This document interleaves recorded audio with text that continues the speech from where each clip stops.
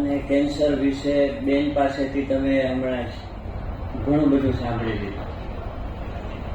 સ્ત્રી 2 કેટલાય જોયું છે? આંગળી ઊંચી કરો. બીક લાગી હતી? બસ, હવે બીક ન લાગવી જોઈએ. કેન્સર શબ્દથી કેન્સર અવેરનેસ રિગાર્ડિંગ મેડમે તમને ખૂબ સરસ માહિતી આપી. રોગ છે, આવી રહ્યો છે, વધી રહ્યો છે અને ટ્રીટમેન્ટ સારામાં સારી થઈ રહી છે. ઘણી વખત અમુક વસ્તુને આપણે રોકી નથી શકતા. કેન્સર આમાંનો એક રોગ છે. કેન્સર ચેપી રોગ નથી. કોઈ પણ દ્રષ્ટિએ કેન્સર છે એ કર્મનું ફળ નથી. એટલે સ્ત્રી 2 જોયું છે એટલે વધી બિહામણી વાત નહીં કરું, અને તમે બધા પ્રૂફ થઈ ગયા છો હવે. એટલે કેન્સર શબ્દને અમે હળવો કરવા માંગીએ છીએ. અમારું પહેલું મિશન એ છે. લાસ્ટ એક જ વીકમાં માત્ર રાજકોટનું ઉદાહરણ આપીશ કે એક બેનને કેન્સર ડિટેક્ટ થયું, હોસ્પિટલમાં એડમિટ કર્યા. તમે ન્યૂઝપેપરમાં વાંચેલું હશે. એના હસબન્ડ બાજુમાં બેઠા હતા, વિચારોના ભમરમાં ફસાઈ ગયા અને ત્યાં ને ત્યાં એનું હાર્ટ બેસી ગયું. આ જ હોસ્પિટલમાં જે હમણાં બેન વાત કરીને ગઈ. રાજકોટના એક ખૂબ સારા વેપારી 45 વર્ષની વયે બપોરના રિપોર્ટ આવ્યો, ડિટેક્ટ થયું કેન્સર. ગુંગળાઈ ગયા વિચારોમાં. વિચારોનો ધોધ, તમને આજુબાજુનું વાતાવરણ શું છે, પોઝિટિવિટી, આ બધાનો નાશ કરી દે.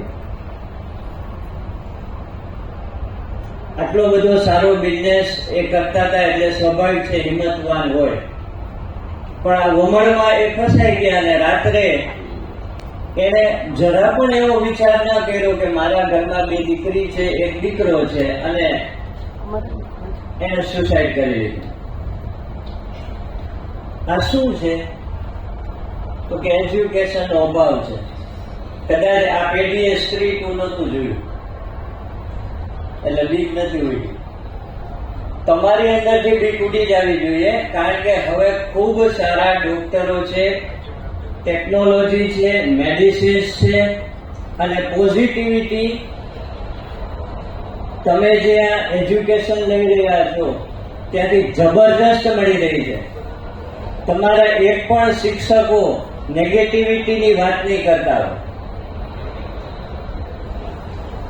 એટલે કેન્સર પછીનું જીવન જીવવા યોગ્ય છે. આ વાક્ય સાથે અમે 2 ઓક્ટોબર નવરાત્રીનો આગલો દિવસ, એટલે વેલકમ નવરાત્રી, કેન્સરના દર્દીઓ માટે અને એને પ્રોત્સાહિત કરવા માટે નવરાત્રીનું એક જબરજસ્ત આયોજન કરેલું છે. ક્યારેય કોઈએ નહીં જોયું હોય એવું. તમે સામાન્ય ગરબા જોયેલા છે, ગરબા લીધેલા છે, પણ કેન્સર વોરિયર સાથે નથી લીધેલા. તમારા ફેમિલીના કોઈ દૂર દૂરના રિલેટિવ હોય તો બધાને ઇન્વાઇટ કરો.